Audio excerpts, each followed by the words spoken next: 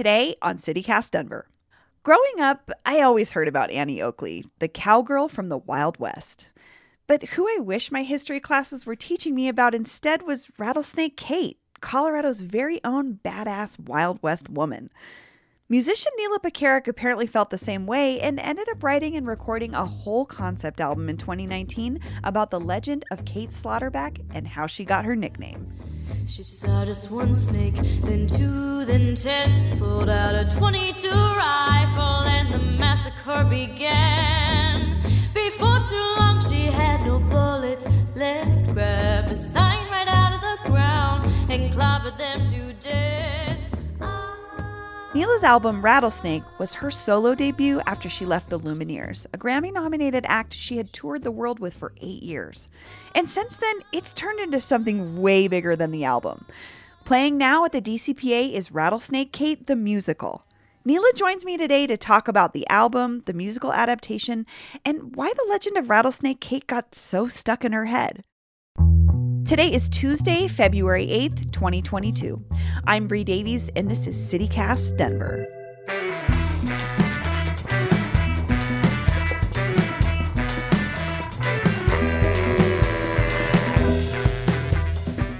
Bree, I feel like we have like a bazillion mutual friends. I know. We're actually like met. And we grew up here, and we've never met. It's so wild. Yeah, but you're such a celeb. So what an...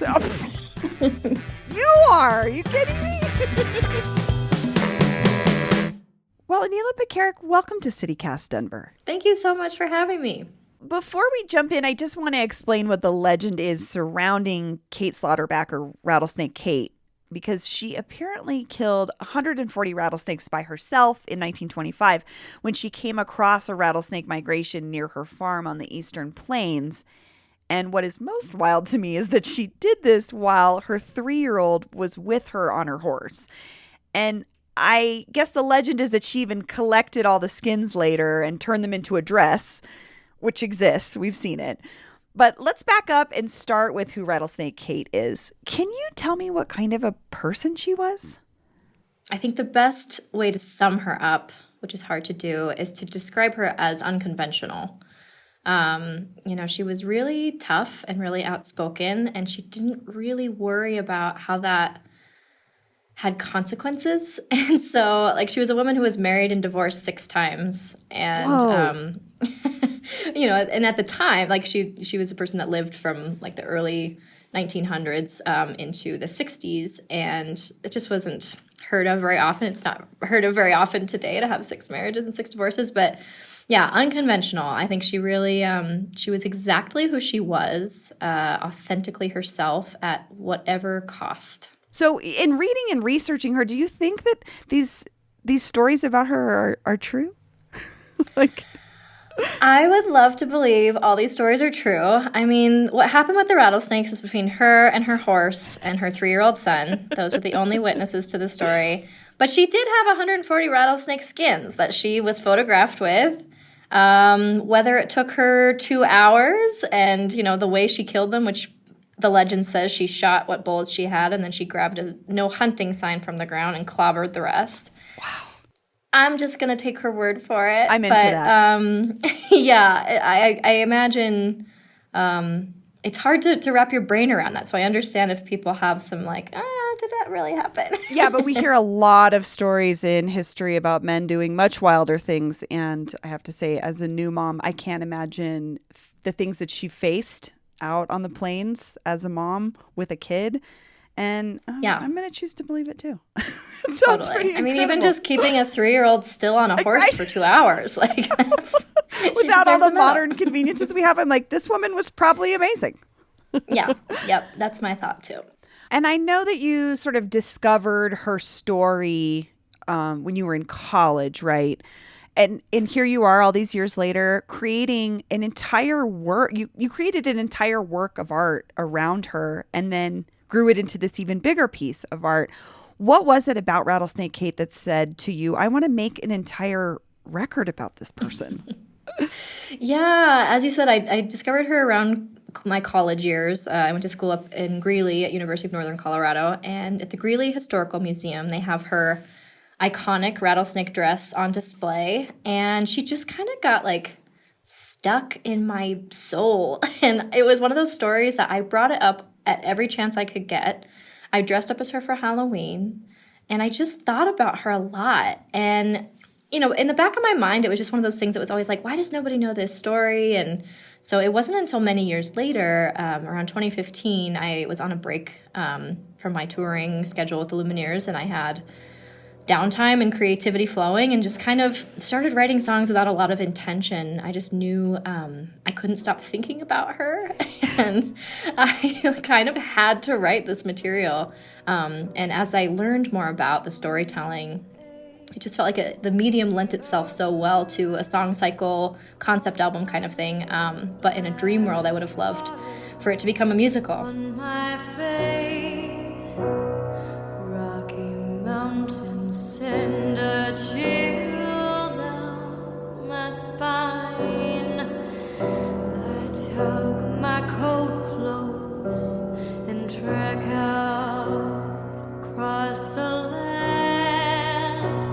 City lights don't burn bright for me. And then that dream world happened.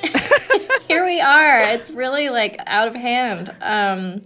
Yeah, it's really surreal because I've been telling people, like, I kept describing this project early on, and I knew how to make a record, go into the studio, write and record songs, and like go on the road. That was what I had been doing for a long time. And I knew I loved musicals, but I didn't know like how that gets put together at all. It turns out I do have that skill set.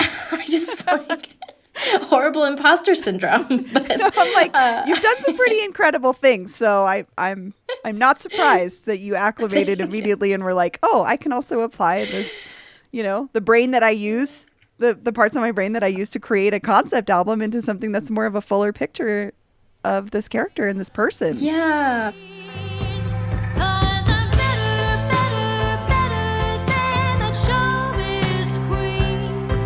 I'm better than that showbiz queen. No, any hope, please, got nothing on me. I know that it's not necessarily similar, but you have been a musician in the world where woman comes before your name a lot. And I wonder if you aligned or saw yourself represented at all in Kate's story as you were putting this work together. Yeah, Kate was really inspiring for me because I'm not like Kate. I really care if I upset people. And I'm like a people pleaser by nature. And so what really like sparked a lot of this project was reading through these letters she had written and kind of hearing her voice. I felt some parallels in terms of just feeling like unseen and unheard and misunderstood at times that I think a lot of women feel. And like she didn't totally fit in a man's world. And I think I've experienced a lot of that in the music industry, and especially being in a band that I was in for a long time with a lot of men. Yeah. And so really, I mean, I don't think we're super alike, but I felt very inspired to be more like her. And one of her catchphrases she always said was, "I'm the boss of me." And that's been like my mantra. Like, I'm the boss of me. No is a complete sentence. I love that though, And when so, you can find something in someone else's experience that's like motivating to you, Yeah, and I think something that my my script writing partner Karen Hartman has pointed out is we also both, like, Rattlesnake Kate and I had this odd relationship to fame that, like, we rose to fame very quickly, kind of out of nowhere. Like, I didn't grow up I grew up in Denver, and like my dad was a mailman, and then overnight it was like people, we were on TV and that kind of thing. And I think Rattlesnake Kate sort of had that experience, and because it was so fast and like life altering, it was a lot of like, I think she grappled with it in a strange way, and I do as well sometimes, that, it's been a few years since I left the band, and a lot of that just kind of anonymity that's come since then, or just some of the privacy that I've gotten back, I really appreciate. And I think I understand that she was kind of the same, that she chose to live out in rural Colorado for a reason, and she was kind of had an odd relationship to the fame she experienced. Yeah. And being able to give yourself some space to breathe and, like you're saying, take a step back from something that was sort of rushed on you, something we don't think not, about. It's like, oh, it's right, really not to sound ungrateful. No, and I don't think you sound ungrateful at all. I think that's just the reality that we don't talk about with a lot of folks is like, if you all of a sudden are under the microscope, it's exciting, of course. I'd want to tour the world and play music for people. That sounds wonderful, but also it comes at a cost, which a lot of times is privacy. So, yeah, and just sort of your identity gets summed up by something that you don't always have control over. yeah. And that's interesting because this is that story, this woman and her lore, but also how she maybe just moved through the world. Yeah, exactly. My cat Freddie loves to be brushed and cuddled. But stirring up his cat allergens meant sneezing and itchy eyes. Then I found Purina One Live Clear. It's cat food that reduced the major allergen and my suffering in as little as 21 days. Now, we feel closer than ever. If you have issues with cat allergens, you really need to try Purina One Live Clear. Try new Purina One Live Clear today. Purina One, a difference from day one. Something interesting about this production is that Kate is played by 3 different actors with different backgrounds, different ages. Why do you think that was important to this story? Yeah, we talked a lot about from the very beginning of portraying Kate with 3 different women. And part of that is, we're covering the lifespan of 71 years. And part of it was a little bit logistical in that I am obsessed with barbershop quartets and those kinds of harmonies. And it's like, it's all over my record. And I really wanted that sonically in the musical as well. And so the 3 Kates singing together, the 4th harmony, I'm singing as Rattlesnake Kate's horse, Brownie, her noble steed.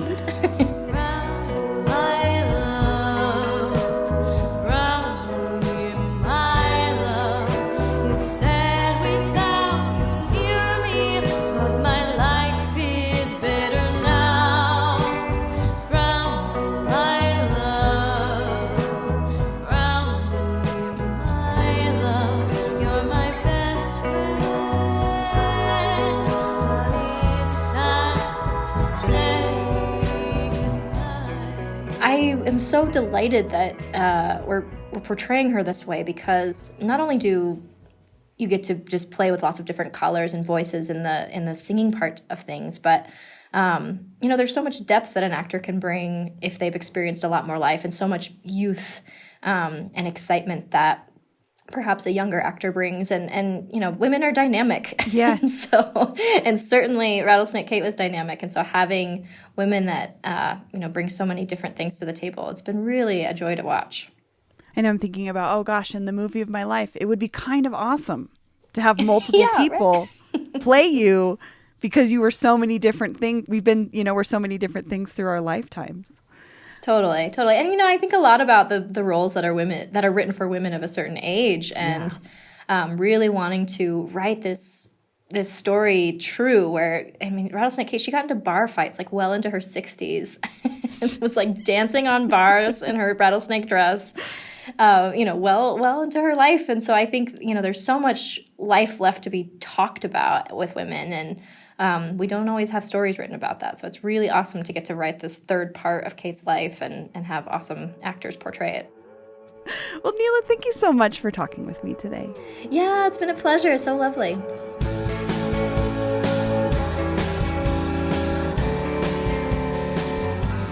All the music you heard in this interview is from Neela's 2019 record Rattlesnake, which served as the basis for the DCPA's musical adaptation Rattlesnake Kate. I'll drop links in the show notes where you can find more from Neela's record and where you can buy tickets to the musical.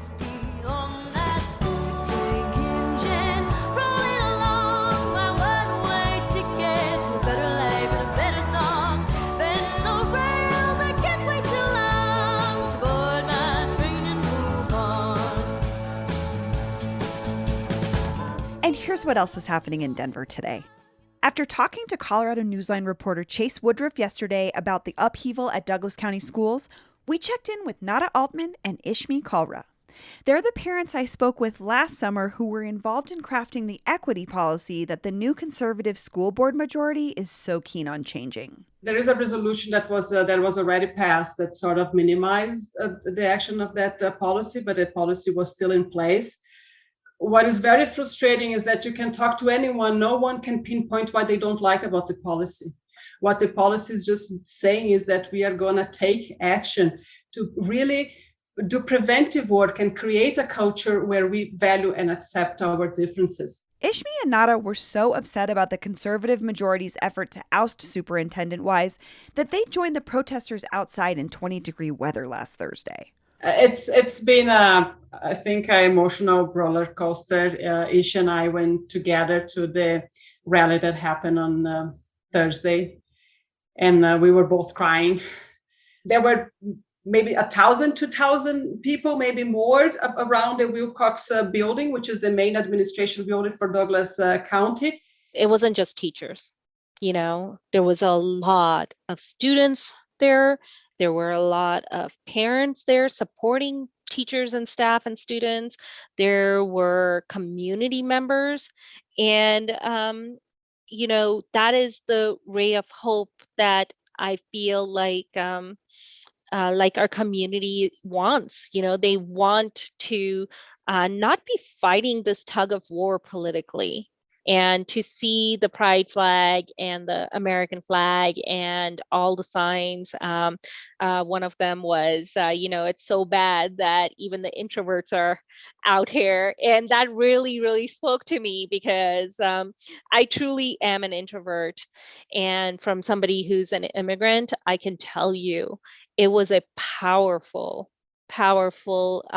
memory that I'm going to hold on to.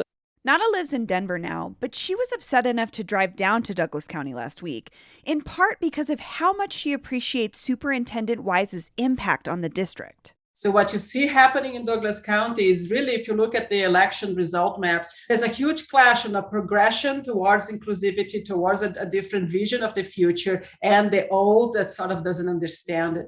So what Corey Wise was doing, which we have a lot of disagreements with him as well, he was bringing that community sort of together. We wanted to, let's go, let's push this forward. And he was not, we have to bring it together. So that's what's so disheartening, is that they just couldn't see it. And they didn't even give him a chance of showing that. So that's where I think students will lose the most, because he was that vocal voice, even though not as loud as we would have liked, but he was working towards that process and acknowledging everyone's fear and bringing people together in the rhythm that the community could go. So now we're not going there anymore. Where is the community going? One of the things, for example, they were upset about were the new CD social study standards. And they were kind of blaming Corey Weiss for it, but that's not how it works. It's not Corey Weiss's job or a superintendent's job to change those standards. We must adhere to those standards that are coming down from the state. And to blame a superintendent for that is naive at best and maligned at the worst. And I think that's what scares me is people who may not understand what their job is as elected officials making some of these decisions. That was really, really like jaw-dropping to me. I don't know where it's going to go, but it's pretty apparent that it's going to be turbulent. That's all for today here on CityCast Denver. To all of our new listeners, hello and welcome. If you enjoyed the show, why not take a minute to tell a friend about us, rate the show wherever you get your podcasts, and subscribe to our morning newsletter, which you can find at denver.citycast.fm. We'll be back tomorrow morning with more news from around the city. See you later.